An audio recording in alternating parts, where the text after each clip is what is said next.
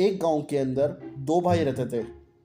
बड़े भाई का नाम था साजिद और छोटे भाई का नाम था माजिद। साजिद जो कि बड़ा भाई था बहुत ही लालची इंसान था और माजिद बहुत ही नेक और शरीफ इंसान था। जब ये दोनों छोटे थे तभी इनकी वालदा का इंतकाल हो चुका था। इनकी परवरिश इनके अब्बा जान ने की और वो भी बूढ़े हो गए और उनका इंतकाल हो गया। उनके वालिद मरने से पहले उनके लिए वसीयत कर गए थे। वसीयत में था कि उनकी जो जायदाद है वो उनके दोनों बच्चों में बराबर से तकसीम हो जाए। बेचारे गरीब की जायदाद क्या होगी? एक गाय, एक दरख्त और एक चारपाई।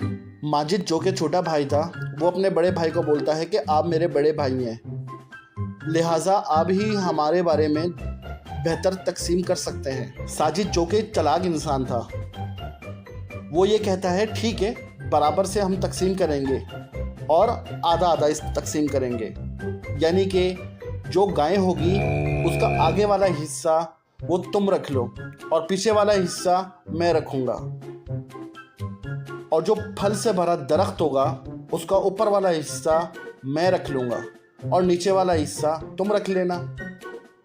अब बची चारपाई। तो साजिद चारपाई का यह फैसला करता है कि दिन भर तुम्हारे पास चारपाई रहेगी, जो चाहे करो, और रात के टाइम चारपाई मेरे पास रहेगी। छोटा भाई भोला और सीधा होता है तो वो फ़ौरन झट से हाँ कर देता है कि आप मेरे बड़े भाई हो और आपने मेरे लिए बेहतर ही सोचा होगा। अगले दिन सुबह माजिद जब गाय का दूध निकालने जाता है तो साजिद झट से रोक देता है कि देखो पीछे वाला हिस्सा मेरा है, ये बात हमारी तय हुई है, और आगे वाला हिस्सा तुम्हारा है, तो जो तुम्हें करना है वो आगे वाले हिस्से से करो, पीछे वाला हिस्सा जो चाहे वो मैं करूँगा। माजिद को लगती है भूख, तो वो सोचता है क्यों ना पेड़ पे चढ़ के कुछ फल खा लिए जाएं। अब वो जैसे पेड़ पे चढ़ता है तो वहीं आके साजिद उसको रोक लेता है कि आप ऊपर कहाँ चढ़ रहे हो, ऊपर वाला हिस्सा मेरा है और नीचे वाला हिस्सा तुम्हारा है, यही बात हमारे बीच में तय हुई है ना। बेचारा माजिद अपने बड़े भाई की बात सुन के दोबारा मायूस हो जाता है। अब बारी आती है चारपाई की। दिन भर तो कुछ काम होता नहीं है चारपाई का, लेकिन रात में जब सोने की बारी होती है तो माजिद चारपाई पे लेटता है। साजिद दोबारा आके उसको उठाता है कि उठ जाओ, अब ये मेरा टाइम है रात का, दिन भर तुम्हारे पास थी, अब रात का टाइम है, ये मेरे पास रहेगी। माजिद बोलता है भाई कुछ तो रहम करो, इतनी ठंड में मैं फर्श पे कैसे सोऊंगा? साजिद बोलता है कि नहीं, जो बात तय हुई थी उसी पे हम अमल पैरा करेंगे। बेचारा माजिद ठंड के मारे सो ही नहीं पाता रात भर।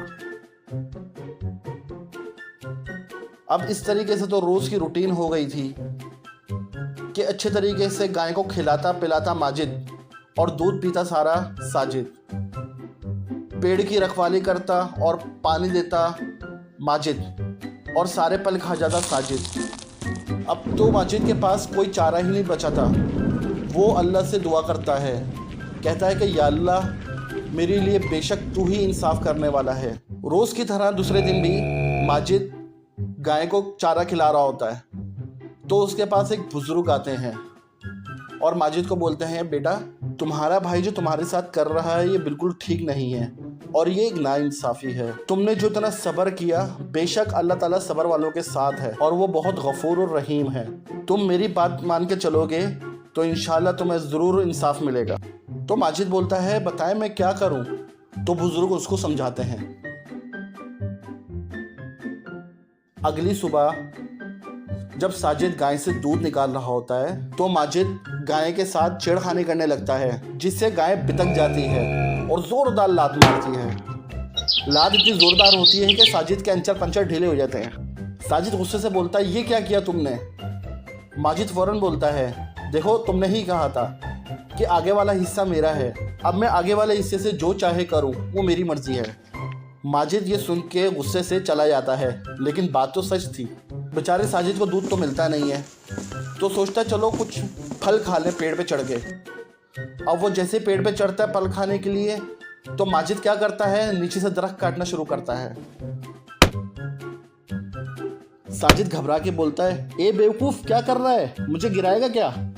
तो माजिद बोलता है भाई तुमने ही कहा था नीचे वाला दरख्त का हिस्सा मेरा है, अब जो चाहे मैं इसके साथ करूं वो मेरी मर्जी है।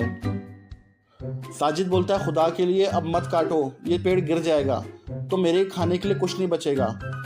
तो माजिद बोलता है मैं क्या करूं, मुझे तो कुछ फल खाने को नहीं मिलता। साजिद बोलता है ठीक है, आज के बाद आधा तुम खा लेना और आधा मेरे लिए छोड़ दे। अब बारी आती है चारपाई की। तो माजिद क्या करता है, चारपाई को बाहर रख देता है। बाहर बारिश होती है तेज़, जिसकी वजह से चारपाई पूरी गीली हो जाती है और रात तक गीली रहती है। अब तो साजिद खून के आंसू रोता है, बोलता है कि इतनी ठंड में अब मैं कैसे सोऊं। तो माजिद बोलता है ऐसे सो जैसे मैं सोता हूँ ज़मीन के ऊपर ठंड में। साजिद बोलता है ऐसा तुमने क्यों किया, तुम्हें पता है ना कि रात में मैं सोता हूँ इस पे। तो माजिद बोलता है ठीक है, रात में तुम सोतो लेकिन दिन भर तो मेरे पास होती है, मेरा दिल जो चाहे वो मैं करूँगा। अब तो साजिद को अपने किए पे बहुत पछतावा होता है और अफसोस भी होता है कि उसने अपने छोटे भाई के साथ ऐसा किया। साजिद माजिद को बोलता है मुझे अपनी गलती का एहसास हो चुका है, मैंने तुम्हारे साथ जो किया बहुत गलत किया। बेशक अल्लाह इंसाफ करने वाला है और बेशक अल्लाह ताला सब्र वालों के साथ होता है। तुमने सब्र किया तो देखो आज मुझे सज़ा मिली। तो आपने क्या सीखा इस कहानी से कि कभी भी आप किसी के साथ गलत ना करें, क्योंकि अल्लाह ताला की लाठी बेआवाज़ है। अल्लाह के यहाँ देर तो होती है लेकिन अंधेर नहीं होती। इसलिए जो करें अच्छा करें ताकि आपके साथ भी अच्छा हो। कहानी अच्छी लगी तो लाइक कीजिएगा, दोस्तों के साथ शेयर कीजिएगा, कमेंट्स में ज़रूर बताइएगा कहानी कैसी लगी आपको। तो अगली वीडियो मिलता हूँ इस उम्मीद के साथ कि अपना बहुत ज़्यादा ख्याल रखेंगे। जब तक के लिए अल्लाह हाफिज़।